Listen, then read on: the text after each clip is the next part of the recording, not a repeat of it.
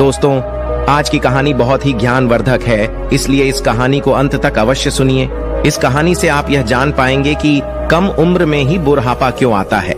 दोस्तों, बुढ़ापा अर्थात जल्दी बाल सफेद हो जाना, शरीर कमजोर हो जाना, दांत कमजोर होना, गाल अंदर बैठ जाना, जल्दी थक जाना, चेहरा निस्तेज हो जाना, पाचन तंत्र बिगड़ जाना, आंखें कमजोर होना इत्यादि, ये सभी लक्ष्य बुढ़ापे की अवस्था में होते हैं। लेकिन अब ऐसा नहीं है। जवानी के दिनों में भी काफी युवा इन बुढ़ापे का शिकार हो जाते हैं।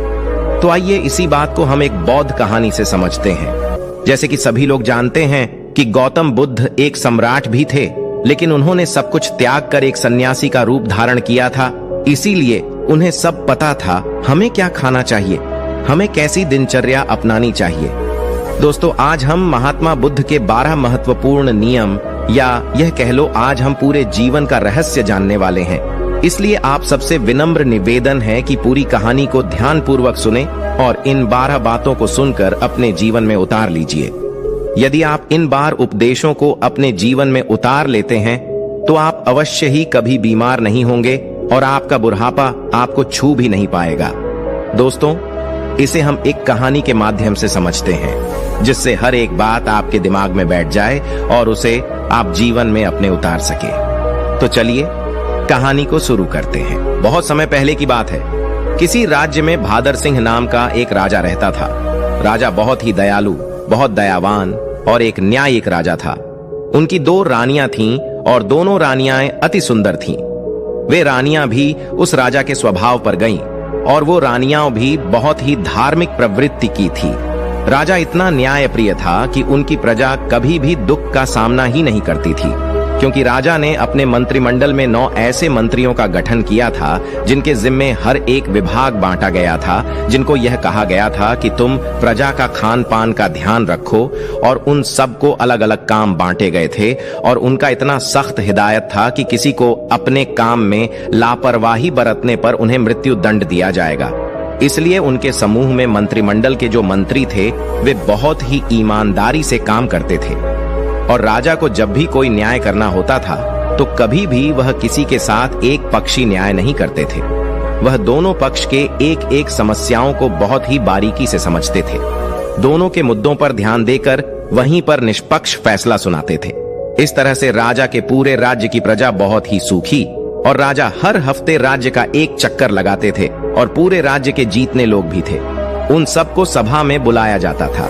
किसके घर में कितना अनाज हो रहा है, किसके घर में खाने के लिए है कि नहीं, इस प्रकार राजा की व्यवस्था होती थी। इसलिए उनकी प्रजा सुखी जीवन व्यतीत कर रही थी। उनका राज्य बहुत अच्छे से चल रहा था। सारी प्रजा सुखी थी और इसी सुख की वजह से हमेशा प्रजा राजा का गुणगान करती थी। ऐसे ही एक दिन सभा चल रही थी। तभी उस सभा में एक किसान और उसकी पत्नी आते हैं और कहते हैं, महाराज, आज हमारे पास एक बहुत बड़ी समस्या है, कृपया आप हमारी समस्या का समाधान करें। राजन बोले, बताइए क्या बात है। किसान कहता है कि मेरे 2 बेटे हैं और अभी उनकी उम्र बहुत कम, अभी से ही उनकी उम्र ज्यादा से ज्यादा 26 से 28 साल की होगी, लेकिन वह देखने में ऐसे लग रहे हैं जैसे उनकी उम्र 60 वर्ष की हो चुकी है। उनके सिर से बाल झड़ते जा रहे हैं, उनका पेट निकलता जा रहा है, वे बहुत आलसी हो गए हैं, कोई भी काम नहीं करते हैं। हमने इधर उधर से बहुत दवाइयां करवाई लेकिन कोई फायदा नहीं हुआ। महाराज कहते हैं ठीक है, और अपने मंत्री जी को आदेश देते हुए कहते, मंत्री जी, अपने राजवेद से इस किसान के बेटे का इलाज करवाया जाए और जो भी खर्च होगा उसे राज्य कोष से भरा जाए। और मंत्री जी ऐसा ही करते हैं। फिर राजवैद किसान के दोनों बेटों का इलाज राजकोष से करते हैं। काफी दिन इलाज चलने के बाद फिर भी वह किसान सभा में उपस्थित होता है और कहता है, महाराज, कोई आराम नहीं हुआ, मेरा बेटा वैसे का वैसा ही है। राजा कहते हैं ठीक है, हम इस पर विचार करेंगे। और इस पर विचार चल ही रहा था कि तभी उस गांव से एक पति पत्नी रोते हुए आते हैं, और वह भी उसी समस्या का निवारण करना चाहते थे। फिर धीरे धीरे सवाल चल ही रहा था कि एक एक करके पूरे गांव के आधे से ज्यादा लोग वहां आ गए। राजा असमंजस में पड़ गया। उन्होंने तुरंत आपातकालीन सभा बुलाई कि राज्य में जीतने भी वैध है। सबको बुलाया जाए और दिखाया जाए कि आखिर ऐसी क्या समस्या है जिसकी वजह से हमारे राज्य के सभी नवयुवक बूढ़े दिखने लगे हैं। इस समस्या पर पूरा शोध किया जाए। राजा का यह सख्त आदेश था। कि जल्द से जल्द इस पर कार्रवाई किया जाए और पूरे राज्य में छानबीन की जाए। सभी का घर घर जाकर पता लगाया जाए कि इसका कारण क्या है। जितनी भी प्रसिद्ध वैद्य थी सभी को बुलाया गया और फिर एक आपातकालीन बैठक की गई और उस आपातकालीन बैठक में सारे विचार विमर्श किया गया। राजा ने सभी वेदों से कहा, आप लोगों के पास 10 दिन का समय है और इस 10 दिन के अंदर पूरे राज्य के हर एक घर की बीमारी का पता लगाइए। ऐसी कौन सी बीमारी है या ऐसी कौन सी चीज है जिसे खाने से यह बीमारी हो रही है। राजा ने कहा कि जो भी राज्य में इस बीमारी का सही सटीक पता लगाएगा उस राजवैद्य को उचित पुरस्कार के रूप में एक राज दे दूंगा। अब सारे वैद्य एकदम से एक तल्लीन होकर जुट गए और घर घर जाकर रात दिन एक एक करके पूरा 10 दिन छानबीन की। फिर वे एक दिन जब राज्य की सभा लगती है तो उस राज्य में सारे राज्य वैद्य और पूरे राज्य के लोग इकट्ठा होते हैं। फिर राजा एक एक करके सारे वैद्य से पूछते हैं। तब सारे राजवैद्य अपने अपने विचार रखते हैं, महाराज हमने पूरी छानबीन किया और छानबीन के हिसाब से हमने लोगों का उपचार भी किया, लेकिन किसी को आराम नहीं मिल रहा है। फिर एक राजवैद्य खड़े होते हैं जो बहुत ही बुजुर्ग थे। उनकी उम्र लगभग 125 वर्ष या 130 साल की थी और उन्होंने कहा, हमारा जो अपना निष्कर्ष निकला, हमारा जो अपना अनुभव है, उस अनुभव से हमें यही लगता है कि हमारे यहाँ रहन सहन और यहाँ के खाने में कुछ दिक्कत हो रही है जिसके वजह से ये सब हो रहा है, लेकिन हमारे पास इसका सटीक जवाब नहीं है। राजा उस बुजुर्ग राजवैद्य की बात सुनकर वह राजा असमंजस में पड़ जाते हैं कि 130 साल के बुजुर्ग यह बात बता रहे हैं, तो राजा ने कहा, इसका समाधान क्या होगा? अब इसका समाधान भी आप ही बताइए, क्योंकि हम आज 1 महीने से इस कारण से चिंतित हैं। 1 महीने से हमारी प्रजा परेशान हो रही है और इसे देखकर हम लोग इसी सोच से परेशान होते जा रहे हैं। मेरे भी बाल झड़ने शुरू हो गए हैं। हमारे परिवार में महारानियां, राजकुमार, राजकुमारी या जो भी है, सब लोग इस समस्या से परेशान हैं। आखिर समाधान तो बताइए। फिर वो राजवैद्य हाथ जोड़कर खड़े होते हैं और राजा से कहते हैं, राजन हमें क्षमा करिए, लेकिन हमारे पास इसका कोई उपाय नहीं है। उन्होंने आगे कहा, इन सारी समस्याओं का समाधान एक ही व्यक्ति के पास है। अगर उस व्यक्ति को बुला लिया जाए तो आपके राज्य की सारी समस्याएं खत्म हो जाएंगी, सारी बीमारियां हमेशा के लिए खत्म हो जाएंगी। उनके अलावा इसका समाधान किसी के पास नहीं है। महाराज कहते हैं, वैद्य जी हमें जल्दी बताइए, इस शुभ काम के लिए देरी मत करिए। मुझे जल्द से उस महापुरुष, उस ज्ञानी का नाम बताइए और अब हम उन्हें अपने राज्य में आमंत्रित करेंगे। वो राजनीतिज्ञ कहते हैं, क्षमा करें महाराज, हमें उनका पता नहीं है कि वो कहाँ रहते हैं, लेकिन उनका किसी राज्य में उपदेश अवश्य चल रहा होगा। कृपया आप अपने सैनिकों को सारे राज्य में भेज करके पता लगाए कि महात्मा बुद्ध किस राज्य में हैं, कहां पर है, कहां पर उनका उपदेश चल रहा है। केवल उन्हीं के पास इस समस्या का समाधान है और दूसरा किसी के पास इसका कोई समाधान नहीं। राजा यह बात राज्य वैद्य की मुंह से जैसे ही सुनते हैं, उन्होंने अपने सबसे काबिल मंत्री को यह आदेश देते हैं कि जल्द से जल्द महात्मा बुद्ध का पता लगाया जाए और उन्हें आदर सम्मान के साथ अपने राज्य में लाया जाए। ये हमारा सख्त आदेश है। इसके लिए जितने भी गुप्तचर चाहिए उन्हें ले लिया जाए और उनका जल्द से जल्द पता लगाया जाए कि इस समय महात्मा बुद्ध का किस राज्य में उपदेश चल रहा है। वह जरूर आएंगे। उनको हमारा संदेश भेजिए, उनको कहिए कि सम्राट बुलाए है। अगर वो नहीं आते तो आप मुझे बताइए, मैं स्वयं अपनी समस्याओं को लेकर उनके पास जाऊंगा। और सारे मंत्री तुरंत चारों दिशा में फैल जाते हैं और काफी अथक प्रयास करने के बाद, काफी मेहनत करने के बाद यह पता चलता है कि महात्मा बुद्ध काफी दूर राजनीतिक उपदेश दे रहे हैं। मंत्री वहां जाते हैं और बुद्ध को प्रणाम करते हैं और कहते हैं, भगवान आपको हमारे राजा ने बुलाया है। हमारे राज्य पे बहुत बड़ी बीमारी आ गई है, कृपया आप हमारे साथ चलने की कृपा करें। महात्मा बुद्ध इतने दयालु, इतने हंसमुख, उनका तो बस एक ही उपदेश था कि इस धरती पर हर एक प्राणी स्वस्थ और निरोग रहे, किसी के मन में छल ना रहे, कपट ना रहे, कोई दुखी ना रहे, सभी लोग हंसते रहे। जैसे ही उन्होंने सैनिकों के मुंह से सुना, उन्होंने कहा, क्यों नहीं, हम तुरंत चलते हैं। और महात्मा बुद्ध उस मंत्री के साथ राज्य में आने के लिए तैयार हो गए और उनके साथ जो उनके शिष्य थे वो भी आते हैं। राजा महात्मा बुद्ध का दरबार में स्वागत करते हैं। उन्हें प्रणाम करते हुए सादर आमंत्रित किया जाता है और फिर वह राजा महात्मा बुद्ध से कहते हैं, भगवान हमारी बड़ी ही हंसमुख प्रजा है, सुखी है, लेकिन आज उनके ऊपर बहुत बड़ी विपत्ति आ गई है। जब इनके ऊपर विपत्ति आ गई है तो मान लीजिए कि हमारे ऊपर ही विपत्ति आ गई है। ये प्रजा नहीं है, ये हमारे परिवार के सदस्य हैं। कृपया आप इन सभी की समस्याओं का समाधान कीजिए। महात्मा बुद्ध राजा की तो पहले ही प्रशंसा सुन चुके थे। राजा की सोच और विचार से महात्मा बहुत प्रभावित हुई और मुस्कुराते हैं और राजा से कहते हैं, क्यों नहीं, ये तो कुछ नहीं है, सब ठीक हो जाएगा। इस समस्याओं को सारे लोग स्वयं पाल रखे हैं। ऐसी बात सुनकर राजा मुस्कुराते हैं और कहते हैं, भगवान इतनी बड़ी समस्या है और आप कह रहे हैं कोई समस्या नहीं है। फिर राजा ने कहा, ठीक है गुरुवर, जैसे भी हो आप हमारे प्रजा को ठीक कर दीजिए। महात्मा बुद्ध के सामने एक शिष्य खड़ा था।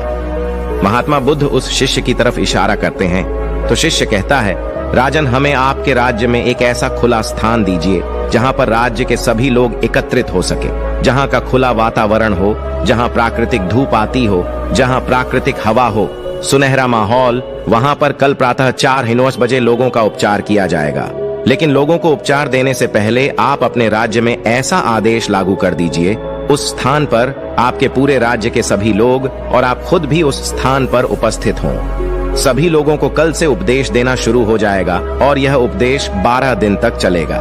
12 दिन एक एक करके उपदेश दिया जाएगा और इन 12 दिनों में आपकी पूरी प्रजा स्वस्थ हो जाएगी। राजा शिष्य के मुंह से यह बात सुनकर बड़े खुश होते हैं। सिर्फ 12 दिन में। राजा कहते हैं, ठीक है, जो भी खर्च आएगा वो सारे हमारे राजकोष से दिया जाएगा। फिर वो शिष्य कहता है, कोई खर्चा नहीं आएगा महाराज, आप निश्चिंत रहिए। आप सिर्फ अपनी प्रजा से यह सख्त आदेश करवा दीजिए कि 4 बजे वहां उठकर नहीं आएंगे, उसे दंड दिया जाएगा।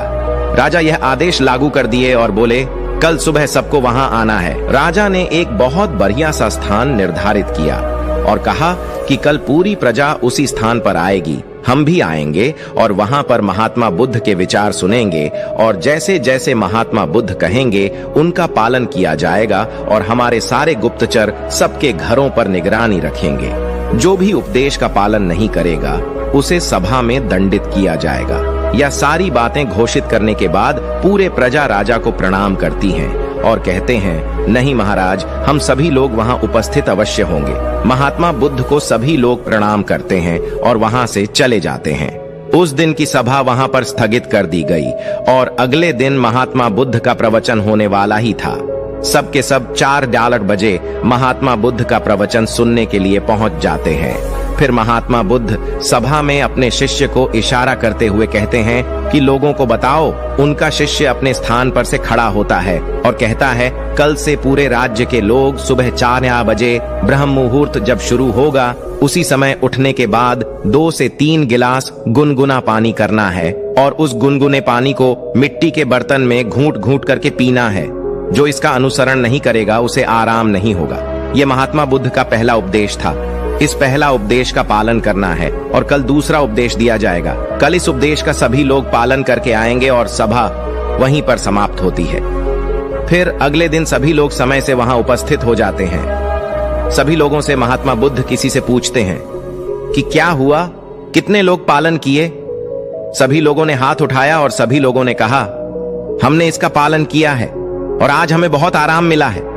हमारा पेट बहुत अच्छे से साफ हुआ, शरीर बिल्कुल हल्का हल्का लग रहा है और हम बिल्कुल स्वस्थ लग रहे हैं। फिर महात्मा बुद्ध शिष्य से कहते हैं, तब शिष्य कहता है, अब दूसरा उपदेश यह है कि सबको टहलने चलना है और चलना कितना है, 2 से 3 किलोमीटर। उसमें जो बच्चे हैं, नौजवान हैं, वह दौड़ेंगे और जो सामान्य लोग हैं, जो 40 से 50 की उम्र की हैं, वह तेज चलेंगे और वे 1 सेकंड में 1 कदम 1 मिनट में 60 कदम चलेंगे और दौड़ सकेंगे तो दौड़ेंगे। बहुत तेजी से नहीं दौड़ना है, बस अपनी क्षमता के अनुसार 2 से 3 किलोमीटर तक ही चलना है।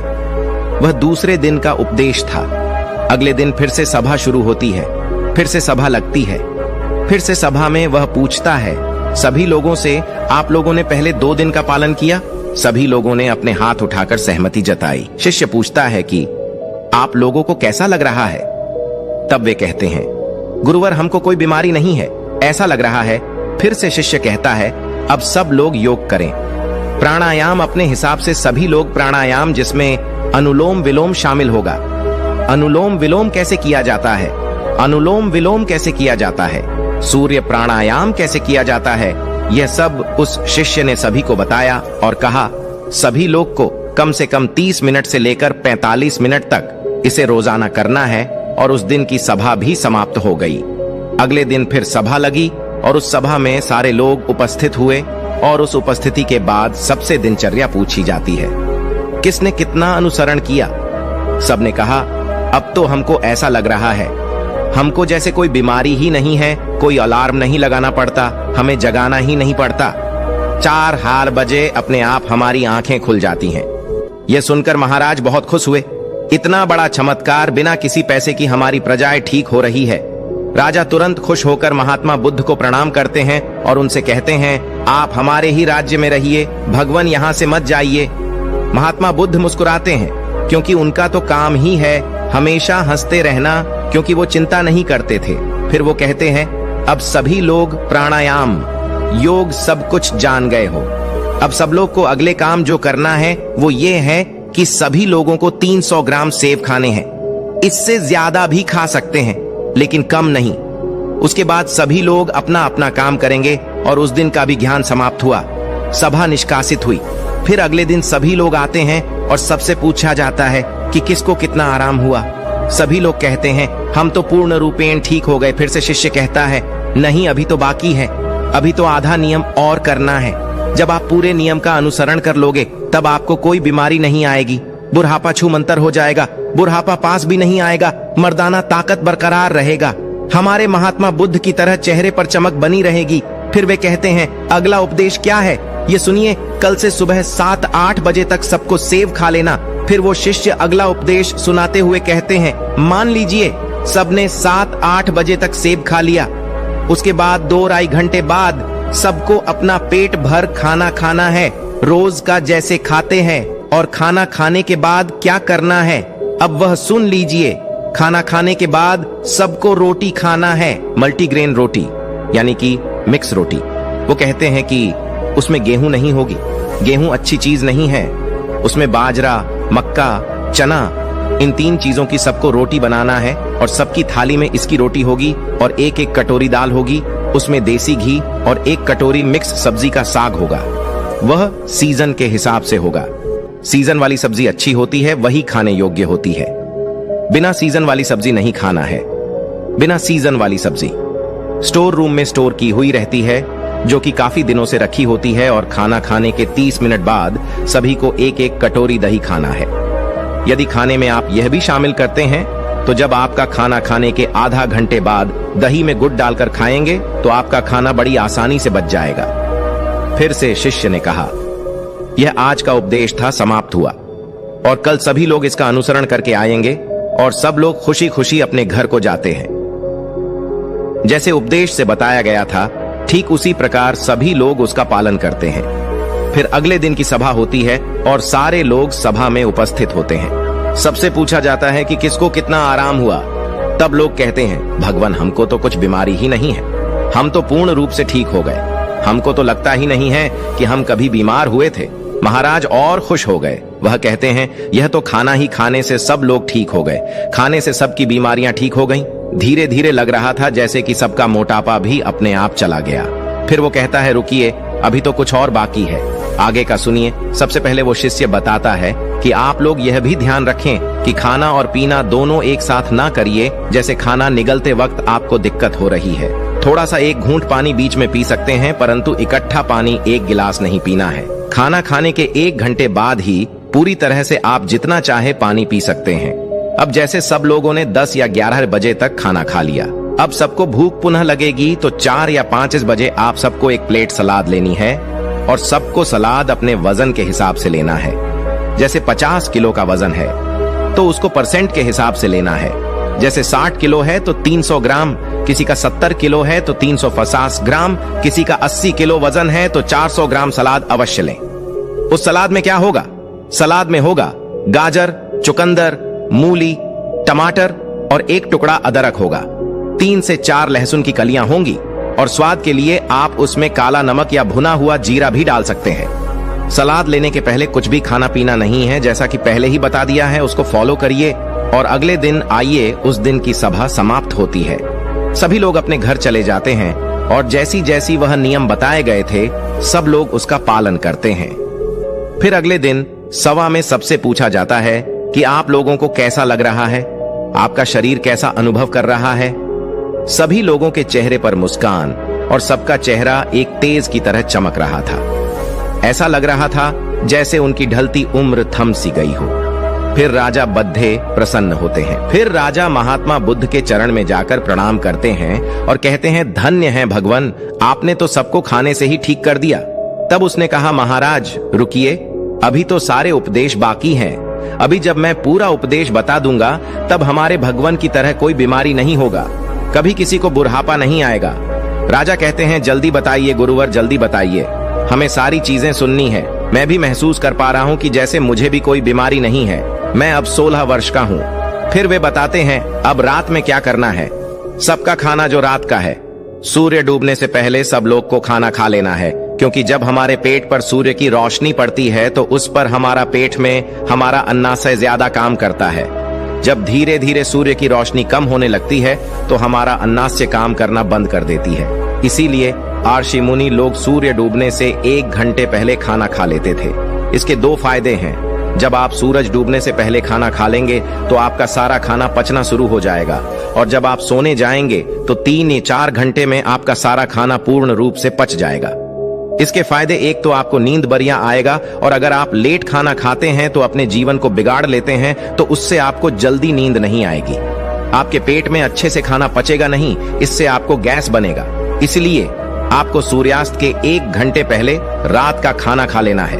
और खाने में क्या क्या लेना है वह है मल्टीग्रेन, रोटी साग सब्जी सीजन के हिसाब से 2 चीज और खाना है। कितना खाना है? नाम मात्र, यानी कि हल्का खाना खाना है, जैसे लगी कि आपने खाना नहीं खाया है। फिर उसके 1 घंटे बाद आपको 1 गिलास दूध पीना है, उसमें 3 ग्राम हल्दी डाल देना है। हल्दी शुद्ध घर का होना चाहिए, बाजार का नहीं। उसे उबालें और जब ठंडा हो जाए फिर उसको पीना है। हल्दी वाला दूध आपकी सारी बीमारी को नाश कर देता है। यही इतना शक्तिशाली होता है। अब सारे लोग इसका पालन करेंगे और उसका अनुसरण करेंगे। इसके बाद दूध पीने के तुरंत बाद सोने नहीं जाना है। दूध पीने के 1-2 घंटे बाद ही सोना है, और आपको रात 10 बजे तक सो जाना है। जब आप 10 बजे सो जाएंगे तो आपको बहुत अच्छी नींद आएगी, आपके सारे खाने पच जाएंगे। जब आपको अच्छी नींद आएगी तो 4 बजे सुबह अपने आप आपकी नींद खुल जाएंगी। आपको कोई तनाव नहीं होगा, कोई बीमारी नहीं रहेगी। अंत में शीर्षक कहते हैं, ध्यान से सुनिए, सबको वर्तमान में जीना है, सबको बच्चों की तरह जिंदगी जीना है। जैसे छोटे बच्चे को कोई टेंशन नहीं होता कि उनकी मम्मी का पड़ोसी से झगड़ा हो रहा है, उन्हें उससे कोई मतलब नहीं होता है मेरे घर में खाना है या नहीं। छोटे बच्चों को जो खाना मिल जाता है वह उसे खाकर अपने आप खेलते रहते हैं, सिर्फ उनका पेट भरा रहे। अगर उसका पेट भरा रहता है तो उसे कोई मतलब नहीं है। इसीलिए आप सभी अपने वर्तमान में जिएं। भूत भविष्य की चिंता बिल्कुल मत करिए। आज हमारे साथ जो है उसमें खुश रहिए। भविष्य में क्या होगा, भूत में क्या बीत गया, उसकी चिंता मत करिए। जब आप वर्तमान में जिएंगे तो कोई तनाव नहीं होगा, कोई चिंता नहीं होगी, और तब कोई बीमारी भी नहीं पड़ेगी। तो ये सब नियम का पालन करना है। और एक बात की, कभी भी बाहर की चीज मत खाइए। जो खाना है अपने घर पर शुद्ध बनाकर खाइए, क्योंकि बाहर की चीजों में बहुत ज्यादा मिलावट हो रही है। इन सभी को उपदेशों को जो पालन करेगा वह कभी भी बूढ़ा नहीं होगा, उसे कभी बीमारी नहीं होगी। इसी नियम का सब लोग पालन करेंगे। फिर 1 महीने बाद यहीं पर एक सभा लगेगी और उसे सभा में सभी लोग उपस्थित होंगे। और इस तरह समय बीत गया। 1 महीने बाद महात्मा बुद्ध फिर महाराज के पास पहुंची। महाराज दौड़कर उनका स्वागत करते हैं, सम्मान के साथ अपने राज दरबार में बुलाते हैं। आइए गुरु घर, या तो आपका राज्य है। महात्मा बुद्ध मुस्कुराते हैं और पूछते हैं, बताइए राजन, आप लोग कैसे हैं, आपकी प्रजा कैसी है? राजन कहते हैं, भगवान, आपने जो उपदेश दिया है उससे हमारी पूरी प्रजा में जो लोग 60 वर्ष की थी, उन्हें देखने में ऐसा लग रहा है जैसे भी 21 वर्ष के हो गए हैं। सबकी ढलती उम्र थम सी गई है। हमारे राज भर में लोग तो बैठकर आराम कर रहे हैं, क्योंकि अब तो कोई भी दवा की जरूरत नहीं है। सभी लोग एकदम स्वस्थ, हमारी प्रजा बहुत खुश है। तो दोस्तों, स्वास्थ्य के लिए महात्मा बुद्ध के 12 उपदेश आपको कैसे लगी, कमेंट करके अवश्य बताइएगा।